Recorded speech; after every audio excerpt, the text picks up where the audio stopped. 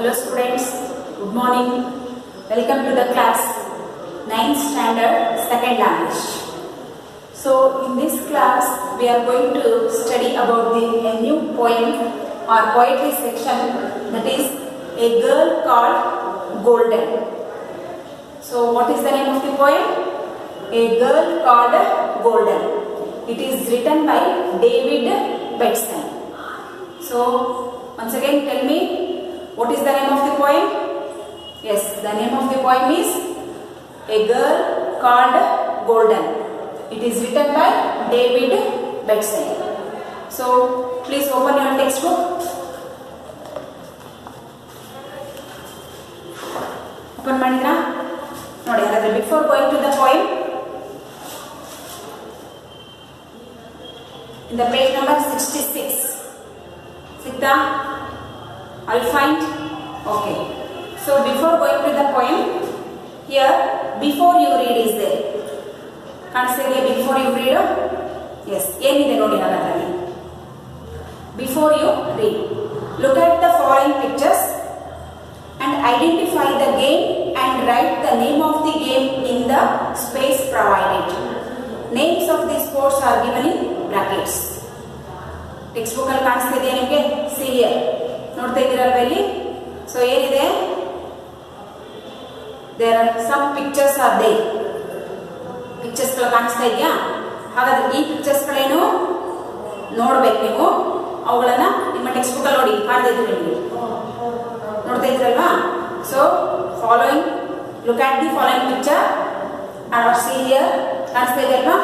So identify the game and write the name of the game in space provided. ಹಾಗಾದ್ರೆ ಆ ಚಿತ್ರ ನೋಡಿ, ಆ ಚಿತ್ರಗಳು ಏನನ್ನ, ಯಾವ ಚಿತ್ರ ಅಂತ ನೀವು, ಯಾವ ಗೇಮ್ ಅದು. So the pictures are related to the game. ಇಲ್ಲಿ ಕೊಟ್ಟಿರುವಂತಹ ಪ್ರತಿಯೊಂದು ಚಿತ್ರಗಳು ಯಾವುದಕ್ಕೆ ರಿಲೇಟೆಡ್ ಆಗಿದೆ ಅಂದ್ರೆ ಒಂದು ಸ್ಪೋರ್ಟ್ಸ್ಗೆ, ಒಂದು ಗೇಮಿಗೆ ಏನಾಗಿದೆ, ರಿಲೇಟೆಡ್ ಆಗಿದೆ. ಸೊ ನೀವೇನ್ ಮಾಡಬೇಕು? What will you do? You can identify the game and write the name of the game. ಮಾಡ್ತಿರಲ್ವಾ? ಸೊ ಫಸ್ಟ್ ಗೇಮ್ ಅನ್ನ ಐಡೆಂಟಿಫೈ ಮಾಡಬೇಕು, ಅಂಡ್ ದೆನ್ ಗೇಮ್ ಅನ್ನ ಐಡೆಂಟಿಫೈ ಮಾಡಿದ್ಮೇಲೆ ಅದರದ್ದು ನೇಮ್ ಹೇಳಬೇಕು. ಹೇಳ್ತಿರಲ್ವಾ? ಆ ಚಿತ್ರ ನೋಡಿದ್ರೆ ನಿಮಗೆ ಗೊತ್ತಾಗುತ್ತೆ. So name of the sports are given in the brackets. ಯಾವ ಸ್ಪೋರ್ಟ್ಸ್ ಗಳನ್ನ ಕೊಟ್ಟಿದ್ದಾರೆ, ಆ ಸ್ಪೋರ್ಟ್ಸ್ಗೆ ಯಾವ ಒಂದು ಫಿಗರ್ ಅಥವಾ ಯಾವ ಚಿತ್ರ ಸೂಟ್ ಆಗುತ್ತೆ ಅನ್ನೋದನ್ನ ನೀವು ಮ್ಯಾಚ್ ಮಾಡಬೇಕು. So I will read the games. Basketball, volleyball, cricket, badminton, cycling, fencing, weight lifting, discus throw, archery, shooting, tennis, swimming, running race, sailing and table tennis. So they are the games they have mentioned in the textbook. ಹೌದಾ? ಅದಕ್ಕೆ suit ಆಗುವಂತ ಚಿತ್ರ ಯಾವುದು ಅಂತ ನೀವು text book ಅಲ್ಲಿ ಚಿತ್ರ ನೋಡಿ, ಆ ಪಿಕ್ಚರ್ಗೂ ಮತ್ತೆ ಗೇಮ್ಗೂ ನೀವೇನ್ ಮಾಡಬೇಕು, ಅದ್ರ ನೇಮ್ ಅನ್ನ ಬರೀಬೇಕು. So once again I will read the name of the games. So ನೀವು ನೋಡ್ತಾ ಇದ್ದೀರಾ? ನಾನು ನೋಡ್ತಿದ್ದಾಗಲೇ ಅವ್ನು ಹೇಳ್ತಾ ಇದ್ದೇನೆ, ನೀವು ಅವನ್ನ ನೋಡಿ ಐಡೆಂಟಿಫೈ ಮಾಡಿಬಿಟ್ಟು ಅವುಗಳು ಯಾವುದು ಗೇಮ್ ಅಂತ ಮೆನ್ಷನ್ ಮಾಡಬೇಕು. Basketball, volleyball, cricket, badminton, cycling, fencing, weight lifting, discus throw, archery, shooting, tennis, swimming, running race, sailing and table tennis. ಈ ವರ್ಡ್ಸ್ ಗಳನ್ನು ತಲೆಗೆ ಹೋಯ್ತಾ? ಈ ಆಟದ ಹೆಸರನ್ನ ನೀವು ಕೇಳಿದಿರಲ್ವಾ? ಸೊ ಅಲ್ಲಿರುವಂತ ಸಿಂಬಾಲ್ ಅನ್ನ ಕೊಟ್ಟಿದ್ದಾರೆ, ಗೇಮ್ ಆಫ್ ದಿ ಸಿಂಬಾಲ್ ಕೊಟ್ಟಿದ್ದಾರೆ. ಆ ಗೇಮ್ ಆಫ್ ದಿ ಸಿಂಬಾಲ್ ಈಗ ನೀವು ಹೇಳಿದಂತ ಯಾವ ಗೇಮಿಗೆ ಸೂಟ್ ಆಗುತ್ತೆ ಅನ್ನೋದನ್ನು ನೀವು ಮಾಡಬೇಕು. ಮಾಡ್ತೀರಾ? So take your own time and identify the game and write the name of the game. ನೋಡ್ತಾ ಇದ್ದೀರಾ? ನೋಡಿ ಎಷ್ಟು ಚಿತ್ರಗಳಿದೆ ಇಲ್ಲಿ. 15 ಪಿಕ್ಚರ್ಸ್ ಆರ್ ದೇ. ಹೌದಾ? ಸೊ ಆ 15 ಪಿಕ್ಚರ್ಸ್ಗಳು they are related to the one game.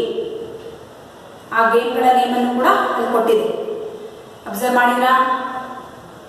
Can you identify some of 1, 2 or 3 or 4? Yes, ಮಾಡಿದ್ರಾ? ನೋಡಿ ಹಾಗಾದ್ರೆ ಫಸ್ಟ್ ಒನ್ ಯಾವ್ದಾಗುತ್ತೆ? ಯಾವ ಸಿಂಬಲ್ ಇದೆ ಅಲ್ಲಿ ಕಾಣ್ತಾ ಇದೆ? ಫಸ್ಟ್ ಸಿಂಬಲ್ ಏನ್ ಮಾಡ್ತಾ ಇದೆ? ಯಾವ ರೀತಿ ಆಕ್ಷನ್ ಇದೆ ಅದು? Yes, that is running. ಹಾಗಾದ್ರೆ ಫಸ್ಟ್ ಒನ್ ಯಾವ್ದಾಗಾದ್ರೆ? First one is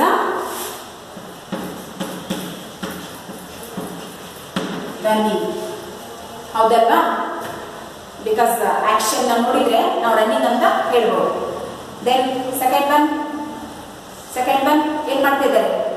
S, that is sailing.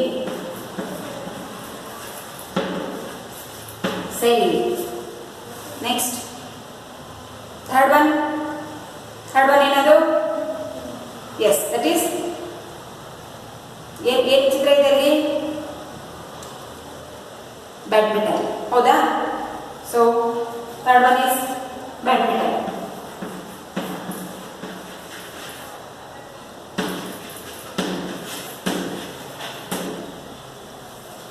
Next fourth ಈಸಿಯಾಗಿ ಐಡೆಂಟಿಫೈ ಮಾಡ್ಬೋದು. ಏನಿದೆ ಅಲ್ಲಿ? ಬ್ಯಾಟ್ ಅಂಡ್ ಬಾಲ್ ಇದೆ. ಸೊ ಹಾಗಾದ್ರೆ ಏನದು? Yes, that is cricket. Next fifth one. Next ball ಅಲ್ಲಿ ಪುಷ್ ಮಾಡ್ತಾ ಇದ್ದಾರೆ. ಆ ಸಿಂಬಲ್ ಏನು ತೋರಿಸುತ್ತೆ? ಪುಷ್ ಮಾಡಿ ಎಸೆಯುವಂಥದ್ದು ಯಾವ್ದದು? ನೀವು ಆಡಿದ್ದೀರಾ? Yes, that is basket ball.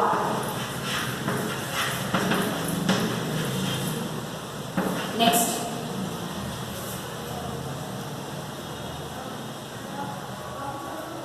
Basket ball ಆದ್ಮೇಲೆ next one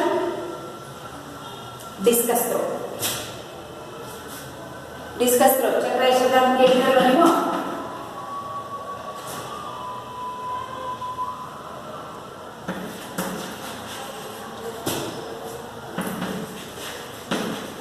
discus throw. Next yes, definitely that is cycling.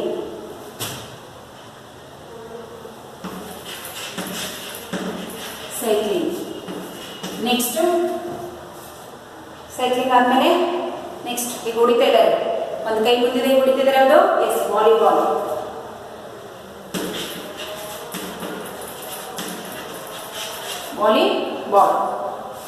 Next one 9th. So that is ಕೈಯಲ್ಲಿ ಏನಿದೆ? ಏನೋ ಒಂಥರ ಶಾರ್ಪ್ ಆಗಿರುವಂಥದ್ದು ಕಾಣಿಸ್ತಾ ಇದೆ ಅಲ್ವಾ? So that is fencing.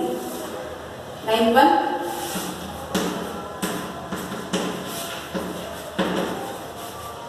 Fencing. Then yes, very good. Shooting. Next 11th one.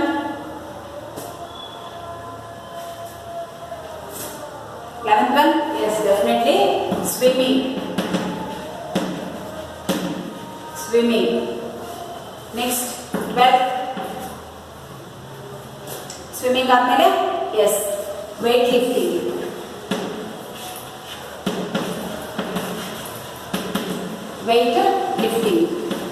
Then weightlifting ಆದ್ಮೇಲೆ ಇದೆ ಅದು tennis. Next 14. Yes, table tennis.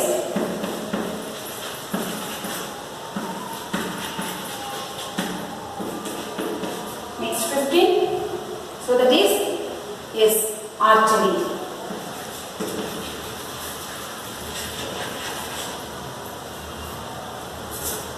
ಗೊತ್ತಾಗ್ತಾ ಇಲ್ಲ ನಿಮಗೆ? ನೋಡಿ ಹಾಗಾದ್ರೆ ಹಿಯರ್ ಎಷ್ಟು ಗೇಮ್ಸ್ಗಳಿದೆ? There are 15 games. ಈ 15 ಗೇಮ್ಸ್ಗಳು ಸಂಬಂಧಪಟ್ಟ ಹಾಗೆ ನಿಮ್ಮ ಟೆಕ್ಸ್ಟ್ ಬುಕ್ ಅಲ್ಲಿ ಕೊಟ್ಟಿದ್ದಾರೆ, ಸಿಂಬಾಲ್ ಕೊಟ್ಟಿದ್ದಾರೆ. ಆ ಸಿಂಬಾಲ್ಗಳು ಇವುಗಳಿಗೆ ಕರೆಕ್ಟ್ ಸೂಟ್ ಆಗುತ್ತೆ ಇಲ್ಲ ಅಂತ ನೀವು ಅಬ್ಸರ್ವ್ ಮಾಡ್ತಾ ಇದ್ದೀರಾ. ಹಾಗಾದ್ರೆ ಫಸ್ಟ್ ಗೇಮ್ ಯಾವುದು? ಅಲ್ಲಿ ಮತ್ತೆ ಆಕ್ಷನ್ ಅನ್ನು ನೋಡಿದ್ರೆ that is running, next sailing, next badminton, next one cricket, next basketball, next discus throw, next one cycling, next volleyball and next one fencing. Fencing ಅಂದ್ರೆ ನೀವು ಕೇಳಿದ್ರ, ಫೆನ್ಸಿಂಗ್ ಅಂದ್ರೆ that is sword fighting. Sword ಅಂದ್ರೇನು? ಖಡ್ಗ. ಅಲ್ಲಿ ಆ ಚಿತ್ರ ಕಾಣಿಸ್ತಾ ಇದೆ ನೋಡಿ ನಿಮಗೆ, ಮುಂದಿನ ಇಟ್ಕೊಂಡಿದಾರಲ್ವಾ, so that is sword fighting. ಇಬ್ರು ಅಪೋಸಿಷನ್ ಅವರು ಇರ್ತಾರೆ, ಅಪೋಸಿಷನ್ ಅವರು ಮತ್ತೆ ಎದುರಾಳಿಯನ್ನು ಎದುರಿಸಬೇಕಾದ್ರೆ ಏನ್ ಮಾಡ್ತಾರೆ? ಸ್ವೋರ್ಡ್ ಫೈಟಿಂಗ್ ಆಡೋದು. ಅಂದ್ರೆ ಅದರ ಆ ಶಾರ್ಪ್ಗಳನ್ನ ಆ ಮುಂದಿನ ಒಂದು ಏನು ಇದಿರುತ್ತಲ್ಲ, ಆ ಸ್ವೋರ್ಡಿನ ಒಂದು ತುದಿ ಇರುತ್ತಲ್ಲ, ಆ ತುದಿಯಿಂದ ಒಬ್ರಿಗೊಬ್ರು ಏನ್ ಮಾಡ್ತಾರೆ? ಫೈಟಿಂಗ್ ಮಾಡೋದನ್ನ ನಾವೇನಂತ ಕರಿತೇವೆ? ಫೆನ್ಸಿಂಗ್ ಅಂತ ಕರಿತೇವೆ. Next shooting, next swimming and ಚಿತ್ರ ನೋಡಿದಾಗ ಏನಿಸುತ್ತೆ? That is weight lifting, then tennis, ಮತ್ತೊಂದು table tennis and lastly archery. Archery means ಬಿಲ್ವಿದ್ಯೆ. ಹೌದಾ? ಎಲ್ಲ ಗೇಮ್ಗಳನ್ನ ನೀವು ಟಿವಿನಲ್ಲಿ ಯಾವಾಗಾದ್ರೂ ನೋಡಿದ್ದೀರಾ ಅಥವಾ ಕೇಳಿದ್ದೀರಾ? ಈ ಗೇಮ್ಗಳ ಬಗ್ಗೆ ಮೋಸ್ಟ್ಲಿ ಬಾಸ್ಕೆಟ್ಬಾಲ್ ಕೇಳಿರ್ಬೋದು, ಕ್ರಿಕೆಟ್ ಕೇಳಿರ್ಬೋದು, ಬ್ಯಾಡ್ಮಿಂಟನ್, ವಾಲಿಬಾಲ್. ನೀವು ಸ್ಕೂಲಲ್ಲಿ ವಾಲಿಬಾಲ್ ಆಡ್ತೀರಾ ಆ್ಯಂಡ್ ಇದನ್ನ ಏನಾಡ್ತೀರಾ? ಬಾಸ್ಕೆಟ್ಬಾಲ್ ಆಡ್ತೀರಾ. ನೆಕ್ಸ್ಟು ಕ್ರಿಕೆಟ್ ಗರ್ಲ್ಸ್ ಹೈಸ್ಕೂಲ್ ಆಗಿರೋದ್ರಿಂದ ಕ್ರಿಕೆಟ್ ಯಾರು ಆಡಿಲ್ಲ, ಆಡ್ಬೋದು. ಕ್ರಿಕೆಟನ್ನು ಗರ್ಲ್ಸ್ ಆಡ್ತಾರೆ. ಆ್ಯಂಡ್ ಡಿಸ್ಕಸ್ ಥ್ರೋ ಆಡಿದ್ದೀರಾ, ಶೂಟಿಂಗು ಇಲ್ಲ, ಟೆನ್ನಿಸ್ ಆಡಿರಬಹುದು ಅನಿಸುತ್ತೆ. ನೆಕ್ಸ್ಟು ರನ್ನಿಂಗ್ ರೇಸ್ ಮಾಡಿದ್ದೀರಾ. ಇನ್ನು ನೋಡಿದ ಹಾಗೆ ಬೇರೆ ಗೇಮ್ಗಳ ಬಗ್ಗೆ ನಿಮ್ಗೆ ಅಷ್ಟೊಂದು ಪರಿಚಯ ಇಲ್ಲ ಅನಿಸುತ್ತೆ. ಸೊ ಯಾರಾದರೂ ಸ್ಪೋರ್ಟ್ಸಲ್ಲಿ ಎಕ್ಸ್ಪರ್ಟ್ ಇದ್ದು ನಾವು ಇವುಗಳನ್ನು ಆಟ ಆಡಬೇಕು ಅನ್ನೋರು ಅದರದ್ದು ಟ್ರೈನರ್ಗಳನ್ನು ತಗೊಂಡು ನೀವು ಆಟ ಆಡಬಹುದು. ಗೊತ್ತಾಯ್ತಾ? ಸೊ ಇದು ಅರ್ಥ ಆಯ್ತು ನಿಮ್ಗೆ? ಹಾಗಾದ್ರೆ ದೆನ್ ಸೊ ಇವುಗಳ ಮೆನ್ಷನ್ ಮಾಡಿದ್ದೇವೆ. Which game do you play? ಇಷ್ಟು ಆಟಗಳಿದಾವಲ್ವಾ, ಈ ಆಟಗಳಲ್ಲಿ ಯಾವ ಆಟ ನಿಮಗೆ ಆಡಬೇಕು ಅಂತ ಅನಿಸುತ್ತೆ ಅಥವಾ ಯಾವ ಆಟ ಆಡಿದ್ದೀರಾ? ಐ ಥಿಂಕ್ ನಾನು ಹೇಳಿದಾಗೆ ರನ್ನಿಂಗ್ ರೇಸ್ ಆಡಿರ್ಬೋದು, ವಾಲಿಬಾಲ್ ಆಡಿರ್ಬೋದು, ಅಥವಾ ಬ್ಯಾಡ್ಮಿಂಟನ್ ಆಡಿರ್ಬೋದು, basketball or discus throw, cycle ನೋಡ್ತಿದ್ದೀರಾ, ಬಟ್ ನಾಟ್ ಸೈಕಲಿಂಗ್ ರೇಸನ್ನು ಮಾಡಿಲ್ಲ. ಹೌದಾ? ಸೈಕ್ಲಿಂಗ್ ಗೇಮ್ಗೆ ಬಂದಿಲ್ಲ ಅನಿಸುತ್ತೆ. ಮೋಸ್ಟ್ಲಿ ವಾಲಿಬಾಲ್ ಆಡಿದ್ದೀರಾ, discus throw, basketball, running race, badminton, cricket ಇಲ್ಲ. ಆ್ಯಂಡ್ ಇಷ್ಟು ಬಿಟ್ಟರೆ ನೀವು ಒಂದು 5-6 ಗೇಮ್ ಬಿಟ್ಟರೆ ಉಳಿದವನ್ನ ನೀವು ಯಾರೋ ಆಟ ಆಡಿಲ್ಲ ಅಂತ ಅನಿಸುತ್ತೆ. ಹೌದಲ್ವಾ? ಅದರಷ್ಟರಲ್ಲಿ ನೀವು ಯಾವುದನ್ನೇ ಇಷ್ಟಪಡ್ತೀರಾ? ಹೈಸ್ಕೂಲ್ ಸ್ಟೂಡೆಂಟ್ಸ್ ಆಗಿರೋದ್ರಿಂದ ವಾಲಿಬಾಲು ಎಲ್ಲರೂ ಆಲ್ಮೋಸ್ಟ್ ಆಡಿದ್ದೀರಾ. ಹೌದಾ? Then what is your favourite game? ಯಾವ ಆಟ ಆಡಿದ್ದೀರಾ and which is your favourite game? Favourite game ಅಂದರೆ ನೀವು ಯಾವುದನ್ನ ಆಡಬೇಕು ಅಂತ ಇಷ್ಟಪಡ್ತೀರೋ ಅದೇ ನಿಮ್ಮ ಫೇವ್ರೆಟ್ ಆಗಿರುತ್ತಲ್ವಾ? And who is your favourite player? ನೀವು ಇಷ್ಟಪಟ್ಟಂಥ ಆಟಗಳಲ್ಲಿ ಯಾರು ಫೇವ್ರೆಟ್ ಪ್ಲೇಯರ್? ಈಗ ನೀವು ಫಾರ್ ಎಕ್ಸಾಂಪಲ್ ವಾಲಿಬಾಲೇ ಆಡಿದ್ರೆ, ಅಥವಾ ಇದನ್ನ ಡಿಸ್ಕಸ್ ಥ್ರೋನೇ ಆಟ ಆಡಿದ್ರೆ, ಅಥವಾ ಬಾಸ್ಕೆಟ್ಬಾಲ್ ಆಟ ಆಡಿದ್ರೆ, ಅಥವಾ ರನ್ನಿಂಗ್ ರೇಸ್ ಆಟ ಆಡಿದ್ರೆ ಅಂದರೆ ನೀವೇನು ಮಾಡ್ತೀರಾ? ಹೌದಾ? ಸೊ ಆಟ ಆಡ್ತೀರಲ್ವಾ? ಹಾಗಾದರೆ some students are like volleyball and some students are like the discus throw and some are ಏನನ್ನ ಇಷ್ಟಪಡ್ತೀರಾ? ನೀವು ವಾಲಿಬಾಲ್ ಅನ್ನ ಇಷ್ಟಪಡ್ತಿದ್ದೀರಾ, ನೆಕ್ಸ್ಟು ಸೈಕ್ಲಿಂಗ್ ಅನ್ನ ಇಷ್ಟಪಡ್ತೀರಾ, ನೆಕ್ಸ್ಟ್ ಡಿಸ್ಕಸ್ ಥ್ರೋ ಆಡಿದ್ದೀರಾ, ಬಾಸ್ಕೆಟ್ಬಾಲ್ ಆಡಿದ್ದೀರಾ. ಹೌದಾ? ಹಾಗಾದ್ರೆ ಅಷ್ಟರಲ್ಲಿ ನೀವು ಹೆಚ್ಚಾಗಿ ಯಾಕೆ ನೆನಪಿಟ್ಕೊಂಡಿದ್ದೀರಾ? ಕ್ರಿಕೆಟ್ ಅಂತ ಅಂದ ತಕ್ಷಣ ನೀವೇನು ಮಾಡ್ತೀರಾ? ಮಹೇಂದ್ರ ಸಿಂಗ್ ಧೋನಿ ಅಥವಾ ನಿಮ್ಮ ಲೆಸನಲ್ಲಿ ಬರುವಂತಹ ಕಪಿಲ್ ದೇವ್, ರಾಹುಲ್ ದ್ರಾವಿಡ್, ಸೊ ಇಂಥವ್ರನ್ನ ಹೆಚ್ಚಾಗಿ ನೆನಪಿಟ್ಕೊಳ್ತೀರಲ್ವಾ? ಎಸ್. ಸೊ ಇದು ನೀವು ಯಾವ ಗೇಮ್ಗಳನ್ನು ಆಟ ಆಡ್ತೀರಾ ಆ್ಯಂಡ್ ಯಾವ ಗೇಮ್ಗಳ ಬಗ್ಗೆ ನಿಮಗೆ ಬಹಳ ಆಸಕ್ತಿ ಇದೆ ಆ್ಯಂಡ್ ಅವರ ಪ್ಲೇಯರ್ಸ್ ಬಗ್ಗೆ ನಿಮಗೆ ಎಷ್ಟು ಗೊತ್ತು ಅನ್ನೋದನ್ನು ನಾವು ನೋಡಿದ್ವಿ. Then let's move on to the know about the author. Author ಬಗ್ಗೆ ತಿಳ್ಕೊಳ್ಳೋಣ. ಹಾಗಾದ್ರೆ who is the author? David ಬೆಟ್ಸನ್.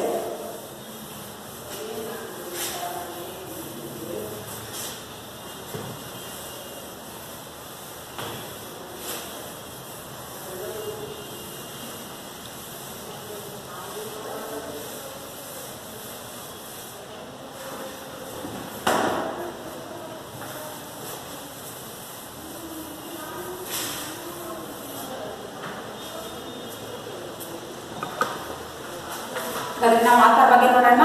David ಬೆಟ್ಸನ್. Page number 68 ಅನ್ನ ಓಪನ್ ಮಾಡಿ. ಸಿಗ್ತಾ ನೋಡಿ. About the point. David Betson 1921 to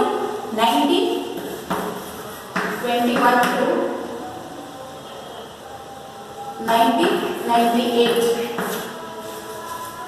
So David Bettson was an Australian poet and a photographer. David was well known among the network of children's authors and illustrators who met at the Journalist Club at Sydney. Besides writing poems for children, David was interested in ocean theatre and photography. He has published children's poems in numerous magazines and has anthologies of his own.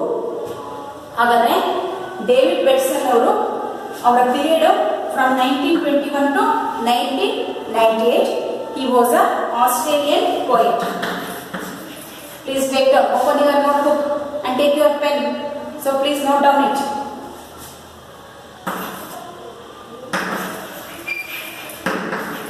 Australian poet and a photographer.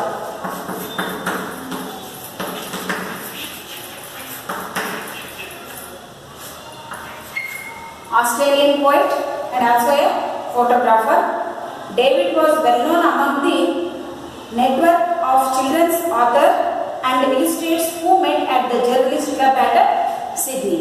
ಹಾಗಾದ್ರೆ ಇವರು ಯಾವ ರೀತಿ famous ಆಗಿದ್ದಾರೆ David ಅವರಂದ್ರೆ children's poet ಅಂದ್ರೆ ಮಕ್ಕಳಿಗಾಗಿರುವಂತಹ ಕವಿ, ಮಕ್ಕಳಿಗಾಗಿನೇ ಅನೇಕ ಪೋಯಮ್ಗಳನ್ನ ಲೇಖನಗಳನ್ನ ಬರೆದಿರುವಂತಹ ಕವಿ ಅಂತಾನೆ ಇವರು ಫೇಮಸ್ ಆಗಿದ್ದಾರೆ. ಹಾಗಾಗಿನೇ David was well known among the network of children's authors. Children's authors ಅಂದ್ರೆ ಮಕ್ಕಳನ್ನೇ ಕುರಿತು ಬರೆದಿರುವಂತಹ ಲೇಖಕರು ಅಂತ ಹೇಳಿ ಅವರು ಪರಿಚಿತರಾಗಿದ್ದಾರೆ. And illustrators who met at the journalist club at Sydney. ಸಿಡ್ನಿನಲ್ಲಿ ನಡೆದಂತಹ ಒಂದು ಜರ್ನಲಿಸ್ಟ್ ಮೀಟಿಂಗ್ ಅಲ್ಲಿ ಇವರನ್ನ ಏನಂತ ಫೈಂಡ್ ಔಟ್ ಮಾಡಿದ್ರೆ ಅಂದ್ರೆ ಈ was the children's of author. ಇವರು ಮಕ್ಕಳ ಲೇಖಕರು ಅಂತಾನೆ ಇವರನ್ನ ಫೈಂಡ್ ಔಟ್ ಮಾಡಲಾಗಿತ್ತು. Besides writing poems for children, David was interested in ocean theatre and photography.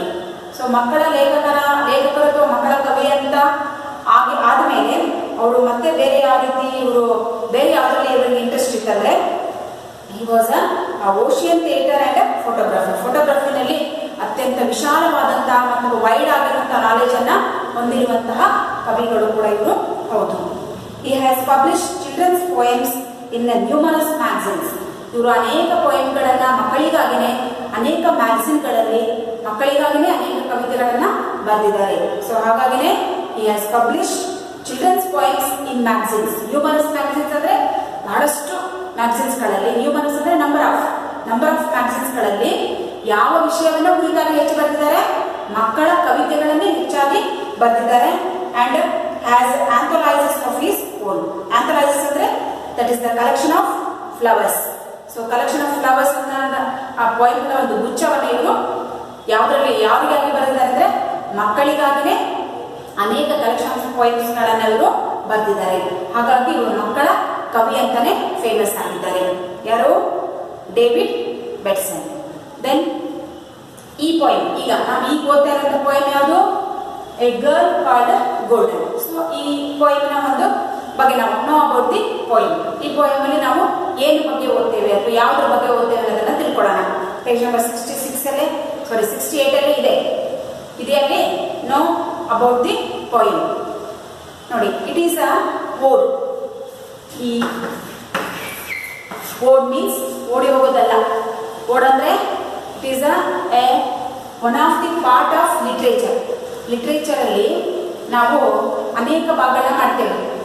ಹೌದಾ? ಲಿಟ್ರೇಚರ್ ಅಂದರೆ ಸಾಹಿತ್ಯ. ಸಾಹಿತ್ಯದಲ್ಲಿ ಕವಿತೆ, ಕವನ, short stories, long stories, novels and epics ಅಂತ ಈ ರೀತಿ ಡಿವೈಡ್ ಮಾಡ್ತಾ ಹೋಗ್ತೇವೆ. ಅವುಗಳಲ್ಲಿ ಓಡ್ ಕೂಡ ಒಂದು. ಬ್ಯಾಲೆಟ್ಸ್ ಅಂತ ಕರಿತೇವೆ, ಓಡ್ ಅಂತ ಕರಿತೇವೆ, ಸಾನೆಟ್ ಅಂತ ಕರಿತೇವೆ. ಅವು ಎಲ್ಲ ಲಿಟ್ರೇಚರ್ನ ಒಂದು ಪ್ರಕಾರಗಳು, ಸಾಹಿತ್ಯದಲ್ಲಿರುವಂತಹ ಪ್ರಕಾರಗಳು. ಹಾಗಾದ್ರೆ ಇಲ್ಲಿರುವಂತಹ ಪೋಯಮ್ ಸಾಹಿತ್ಯದ ಯಾವ ಪ್ರಕಾರವನ್ನು ಹೊಂದಿದೆ ಅಂದ್ರೆ ದಟ್ ಈಸ್ ದ ಓಡ್. ಓಡ್ ಮೀನ್ಸ್ ಕನ್ನಡದಲ್ಲಿ ನಾವು ಹೇಳೋದಾದ್ರೆ ದಟ್ ಈಸ್ ಲಿರಿಕ್ ಪೋಯಮ್ ಅಥವಾ ಭಾವಗೀತೆ ಅಂತ ನಾವು ಕರಿತೇವಲ್ವಾ, ಭಾವನೆಗಳನ್ನ ವ್ಯಕ್ತಪಡಿಸುತ್ತದೆ. So we can express our feelings in this song. So that is ode ಅಂತ ಕರಿತೇವೆ. So that is the lyrical poem ಅಂತ ಕರಿತೇವೆ. ಹಾಗಾದ್ರೆ ಸಾಹಿತ್ಯದ ಯಾವ ಪ್ರಕಾರವನ್ನು ಹೊಂದಿದೆ ಇದು? ಇಟ್ ಬಿಲಾಂಗ್ಸ್ ಟು ದ ಓಡ್. ಓಡ್ ಅಂದ್ರೆ ಭಾವಗೀತೆ. So the ode a poem in praise of. Praise ಅಂದ್ರೇನು? ಹೊಗಳೋದು ಅಥವಾ ಎನ್ಕರೇಜ್ ಮಾಡುವಂಥದ್ದು. Is written on Betty Cuthbert by name Elizabeth Cuthbert, who was an Australian athlete. She was a great sprinter and had won 3 gold medals at the 1956 Olympic Games in Melbourne.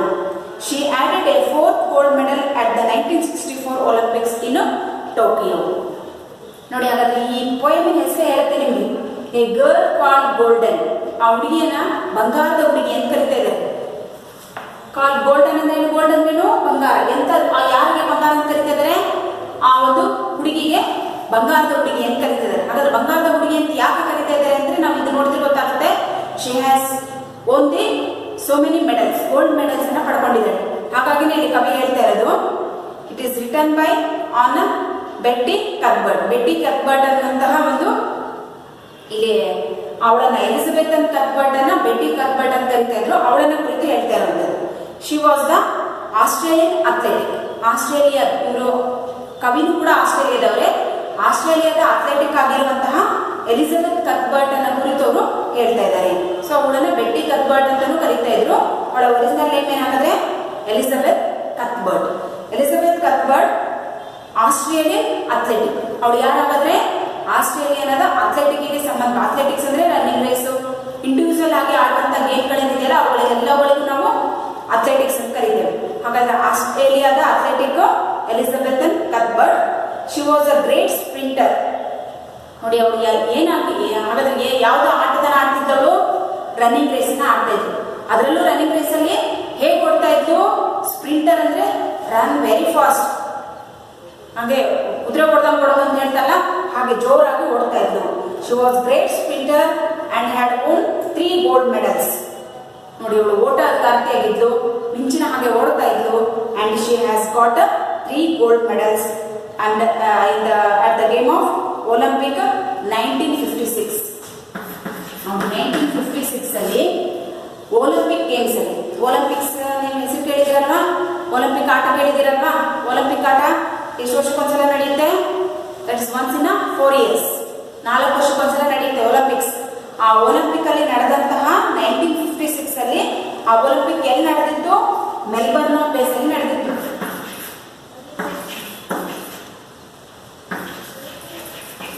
So ಈ Melbourne place ಅಲ್ಲಿ ನಡೆದಂತಹ Olympic ಅಲ್ಲಿ, Olympic game ಅಲ್ಲಿ Elizabeth ಕತ್ಬರ್ಟ್ ಎಷ್ಟು gold medal ಅನ್ನು ತಗೊಂಡಿದ್ದು? 3 gold medals ಅನ್ನು ಅವಳು ತಗೊಂಡಿದ್ದು. She has won 3 gold medals at the 1956 Olympic games in Melbourne. ಮೆಲ್ಬರ್ನ್ದಲ್ಲಿ ನಡೆದಂತಹ ಒಲಿಂಪಿಕ್ ಗೇಮ್ ಅಲ್ಲಿ 1956 ಅಲ್ಲಿ she had won 3 gold medals. ಹಾಗಾಗಿ ಅವಳನ್ನ ಎ ಗರ್ಲ್ ಕಾಲ್ಡ್ ಗೋಲ್ಡನ್ ಅಂತ ಕರೀತಾ ಇರೋದು. And she added a 4th gold medal at the 1964. ನೋಡಿ, 1956 ಅಲ್ಲೂ ಒಂದು ಗೋಲ್ಡ್ ಮೆಡಲ್ ತಗೊಂಡು, ಹಾಗೆ 1964 ಅಲ್ಲೂ ಕೂಡ ಮತ್ತೊಂದು ಗೋಲ್ಡ್ ಮೆಡಲ್ ಅನ್ನು ತಗೊಂಡು, ಅದು ಯಾಕೆಂದ್ರೆ ಟೋಕಿಯೋದಲ್ಲಿ ನಡೆದಂತಹ ಒಲಿಂಪಿಕ್ಸ್ ಅಲ್ಲಿ. She added 4th gold medal at the 1964. ಅದೇ ನಡೆದಿತ್ತು ಟೋಕಿಯೋ. ಈ Olympic game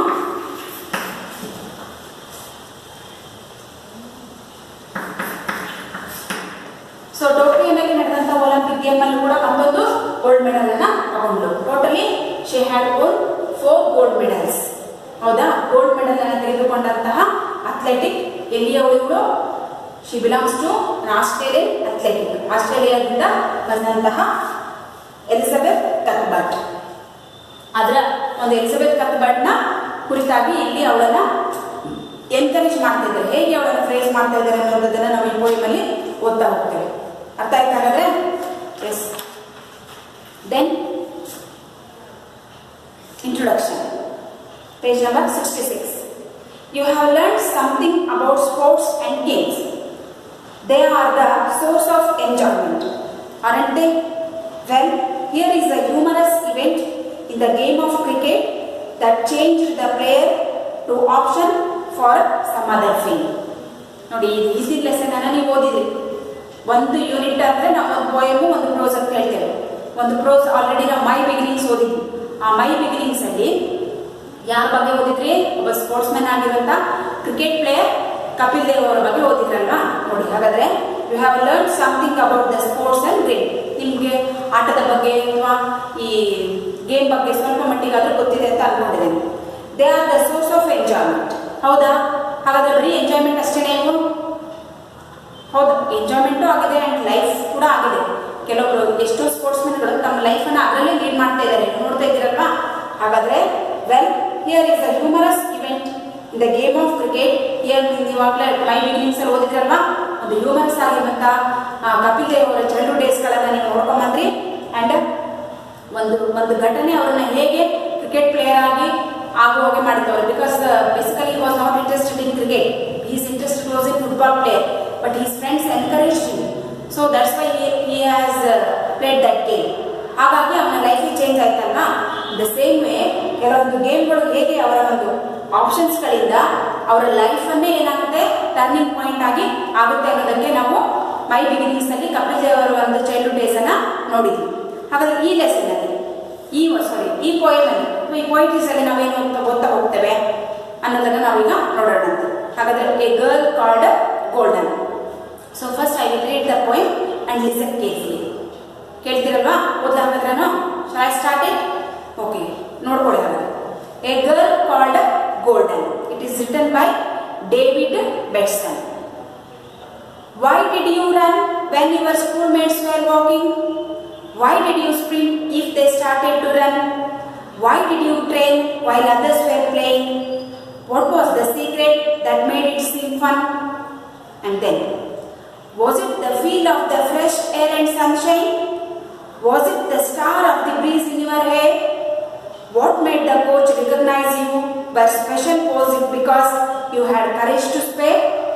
Then, third stanza. Showing your will when the muscles were aching, long spells of effort and much to be learned, heeding the words that some others resulted, knowing that winning could only be earned. Then, last stanza. Time slipped away, then came the Olympics, still in your teens, but spurred on by the cheers, glory at last, as you gained your gold medals, a time to remember the rest of your years. ನೋಡಿ, ಹೇಗೆ ಇಲ್ಲಿ ಒಬ್ಬ coach ಆ girl ಅನ್ನ ಹೇಗೆ encourage ಮಾಡ್ತಾ ಇದ್ದಾರೆ, ಹೇಗೆ ಪ್ರೇಸ್ ಮಾಡ್ತಾ ಇದ್ದಾರೆ ಅನ್ನೋದನ್ನ ಇಲ್ಲಿ ನಾವು ನೋಡ್ತಾ ಹೋಗ್ತೇವೆ. Once again I will read the poem. Why did you run when your schoolmates were walking? Why did you sprint if they started to run? Why did you train while others were playing? What was the secret that made it seem fun? Was it the feel of the fresh air and sunshine? Was it the star of the breeze in your hair? What made the coach recognize you as special? Was it because you had courage to spare? Showing your will when the muscles were aching, long spells of effort and much to be learned, heeding the words that some others resulted, knowing that winning could only be earned. Time slipped away, then came the Olympics, still in your teens, but spurred on by the cheers, glory at last, as you gained your gold medals, a time to remember the rest of your years. Is it understood, children? Yes, little bit of you can understand. Okay. Then you can write the glossary or new words of this poem. Then I will explain it.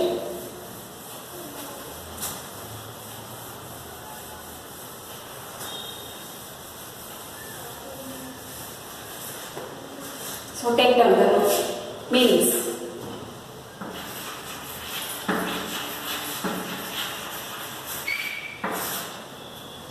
Glossary. So first one, Betty Cuthbert.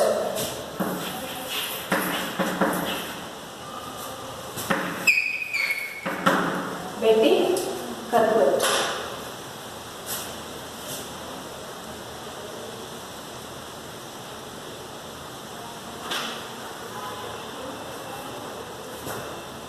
Next, she is a Australian athlete.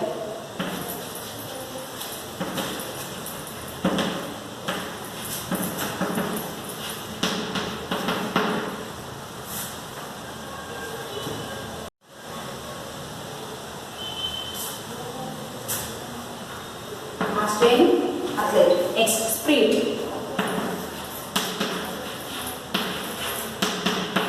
Sprint. Sprint means to run or go very fast for a short distance.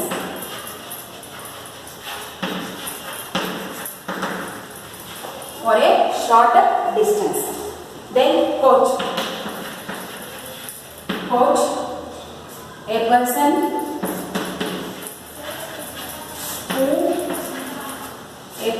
who teaches and trains an athlete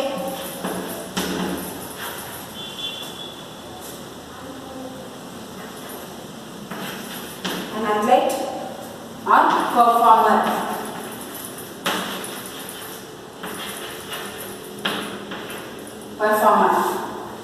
Next, spells. Spells means a period of time.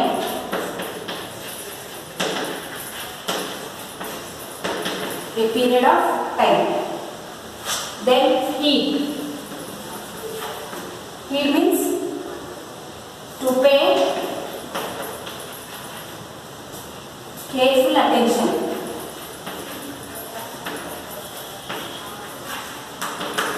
Careful attention to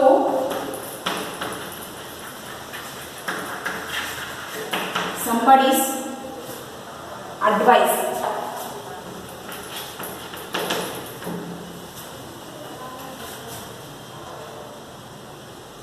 Next, glory.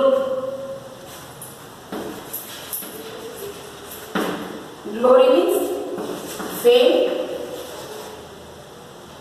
or praise or honor.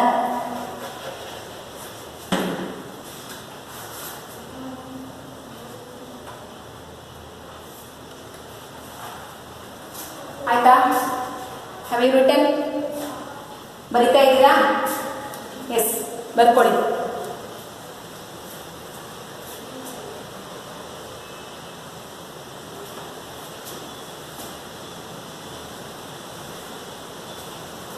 ಬರಿತಾ ಇದ್ದೀರಲ್ವಾ? ಆಯ್ತಾ ಗ್ಲಾಸರೀಸ್? once again I will read it. So the new words of this poem. Betty Cuthbert. Betty Cuthbert is a name of a girl, that is she was an Australian athlete. Elizabeth Cuthbert ಅಂತಾನೂ ಕೂಡ ಕರೀತಾರೆ. Elizabeth cutlet ಅಂದ್ರೆ ಬೆಟ್ಟಿ cutlet ಅಂತ ಕರೀತಾರೆ. ಯಾರು? Australian athlete. Then sprint. Sprint means to run or go very fast for a short distance. ಹೌದಾ? ಬಹಳ fast ಆಗಿ ಓಡುವಂಥದ್ದು. ಕಡಿಮೆ ಡಿಸ್ಟೆನ್ಸ್ ಇಟ್ಕೊಂಡು ಫಾಸ್ಟ್ ಆಗಿ ಓಡುವಂಥದ್ದು. Then coach. Coach means a person who teachers and trains an athlete or performer. ತರಬೇತುದಾರ ಅಂತ ಕರಿತೇವೆ. ಕೋಚ್ ಅಂದ್ರೆ ಕೋಚರ್ ಅಂತ ಕರಿತೇವಲ್ವಾ? ಯಾರು ಸ್ಪೋರ್ಟ್ಸ್ ಅಲ್ಲಿ ಭಾಗವಹಿಸಿರ್ತಾರೆ, ಅಥ್ಲೆಟಿಕ್ಸ್ಗಳಾಗಿರ್ಬೋದು ಅಥವಾ ಯಾರು ಪರ್ಫಾರ್ಮ್ ಮಾಡ್ತಿರ್ತಾರಲ್ಲ, ಆ ಪರ್ಫಾರ್ಮ್ ಮಾಡುವಂತಹ ಅಥ್ಲೆಟಿಕ್ಗಳಿಗೆ ತರಬೇತಿಯನ್ನ ಅಥವಾ ಬೋಧನೆಯನ್ನ ಟ್ರೈನಿಂಗ್ ಅನ್ನ ಕೊಡುವಂತಹ ವ್ಯಕ್ತಿಯನ್ನ ನಾವೇನಂತ ಕರಿತೇವೆ? ಕೋಚ್ ಅಂತ ಕರೀತೇವೆ. ಒಂದು ವರ್ಡ್ ಕೇಳ್ಬೋದು ನಿಮಗೆ, a person who teachers and trains an athlete or performer ಕೊಟ್ಟು ಗಿವ್ ಒನ್ ವರ್ಡ್ ಅಂತ ಕೊಡ್ಬೋದು. ಅವಾಗ ಏನು ಕರಿತೀರಾ? ಎಸ್, ದಟ್ ಈಸ್ ಕೋಚ್, ತರಬೇತುದಾರ ಅಥವಾ ಟ್ರೈನರ್ ಅಂತ ಕರಿತೇವೆ. Then spells. Spells means a period of time, ಒಂದು ನಿಗದಿತ ಕಾಲ ಅಥವಾ ಅವಧಿ. Then heed, to pay careful attention to somebody's advice.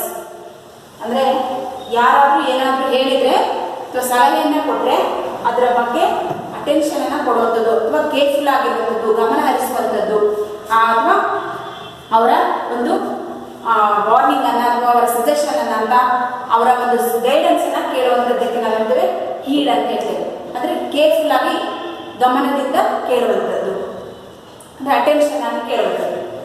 Then glory. Glory means fame, praise or honour. Glory ಅಂದರೆ ಜಯನೂ ಆಗುತ್ತೆ ಅಥವಾ ಪಾಪ್ಯುಲಾರಿಟಿನೂ ಆಗುತ್ತೆ, ಫೇಮಸ್ ಆಗುತ್ತೆ ಅಥವಾ ಹೊಗಳಿಕೆನೂ ಆಗುತ್ತೆ ಅಥವಾ ಗೌರವನೂ ಕೂಡ ಆಗುತ್ತೆ. ಅರ್ಥ ಆಯ್ತಾ? So these are the new words belongs to this poem. ಅರ್ಥ ಆಯ್ತಾ? ಒಂದ್ಸಗೆ ನೀವು ಓದಿ ಆದ್ಮೇಲೆ ನೋಟ್ಬುಕ್ಕಿಗೆ ಬರ್ತಾರಲ್ವಾ, ಸೊ ಬರ್ದಾದ್ಮೇಲೆ ಇವುಗಳನ್ನ ಕರೆಕ್ಟಾಗಿ ಸ್ಪೆಲ್ಲಿಂಗ್ಸ್ ಮಿಸ್ಟೇಕ್ ಇದ್ದಂಗೆ ಬರೆಯೋದನ್ನ ಕಲ್ತ್ಕೊಳ್ಳೋದು. once again I will read it, please see your notebook. So Betty Cuthbert is a Australian athlete. Her name was Elizabeth Cuthbert. Then sprint, to run or go very fast for a short distance. Then coach, a person who teaches and trains an athlete or a performer. Spoon means encourage to try harder to achieve something. So spoon ಅನ್ನೋದನ್ನ ನನಗೆ ಬರ್ತಿಲ್ಲ. So spoon means encourage.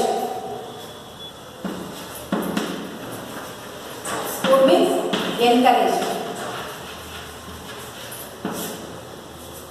ಅಂದರೆ ಧೈರ್ಯದಿಂದ ಮುನ್ನುಗ್ಗಿಸುವಂಥದ್ದು. Spells, a period of time. Heed means to pay careful attention to somebody's advice or a warning. Glory means fame, praise or honor. Is it clear, children? Yes, okay. Let's move on to the poem. Once again I will read the poem and I will explain after later. So a girl called Golden, it is written by David Batson. Why do you run when your schoolmates were walking? Why did you sprint if they started to run? Why did you train while others were playing? What was the secret that made it seem fun? Then, was it the feel of the fresh air and sunshine? Was it the star of breeze in your hair? What made the coach recognize you were special? Was it because you had courage to spare? Showing your will when the muscles were aching, long spells of effort and much to be learned, heeding the words that some others rejected, knowing that winning could only be earned. Time slipped away, then came the Olympics, still in your teens, but spurred on by the cheese, glory at last, as you gained your gold medals, a time to remember the rest of your years. So, ನಾನು already 3 time ಓದಿದ್ದೇನೆ. ನೀವು ಒಂದ್ಸಲ, 2 ಸಲ, 3 ಸಲ, ಎಷ್ಟು ಸಲ ಓದೋದಕ್ಕೆ ಸಾಧ್ಯ ಆಗುತ್ತೋ, so more and more you read, you can understood then when you read. ಒಂದೊಂದು ಸಲ ಓದಿದಾಗ ಕೂಡ ಒಂದೊಂದು ರೀತಿಯಾದಂಥ ಅರ್ಥವನ್ನು ಕೊಡುತ್ತೆ ಆ್ಯಂಡ್ ಓದೋದಕ್ಕೆ ಈಸಿ ಆಗುತ್ತೆ. ಹಾಗಾಗಿ ನೀವು ಕೂಡ ಏನು ಮಾಡಿ, ಒಂದ್ಸಲ ಬಿಟ್ಟು 2 ಸಲ, 3 ಸಲ, 4 ಸಲ ನಿಮ್ಮಷ್ಟಕ್ಕೆ ನೀವು ಓಪನ್ ವಾಯ್ಸಲ್ಲಿ ಓದೋದಕ್ಕೆ ಟ್ರೈ ಮಾಡಿ. ಓದ್ತಿರಲ್ವಾ? ಸೊ ದೆನ್ ನೆಕ್ಸ್ಟ್ ಕ್ಲಾಸಲ್ಲಿ ನಾವು ಇದರ ಎಕ್ಸ್ಪ್ಲನೇಷನ್ ಅನ್ನ ನೋಡೋಣಂತೆ. ಅಲ್ಲಿವರೆಗೂ ನೀವು ಈ ಎಲ್ಲ ಗ್ಲಾಸರಿಯನ್ನ ಮತ್ತು ಅಬೌಟ್ ದಿ ಪೋಯೆಟ್ ಬಗ್ಗೆ ತಿಳ್ಕೊಂಡು ಈ ಪೋಯಮ್ ಅನ್ನ ಓದ್ಕೊಂಡು ಬನ್ನಿ. ನೆಕ್ಸ್ಟ್ ಕ್ಲಾಸಲ್ಲಿ I will continue the explanation of this poem. ಓಕೆನಾ students? Okay, take care of yourself and next we will meet on the next class. Thank you students.